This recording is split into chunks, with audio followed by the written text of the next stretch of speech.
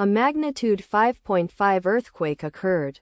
Revilla Gigedo Islands region. 366 kilometers SSE of Cabo San Lucas, Mexico, or 410 kilometers WSW of Puerto Vallarta, Mexico. On Tuesday, the 27th of May 2025, at 14 hours 59 minutes and 13 seconds local time, the quake had a depth of 10 kilometers and was not felt, or at least not reported so.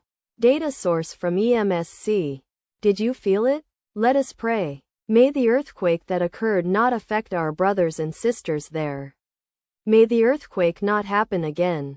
And may God protect everyone. Amen.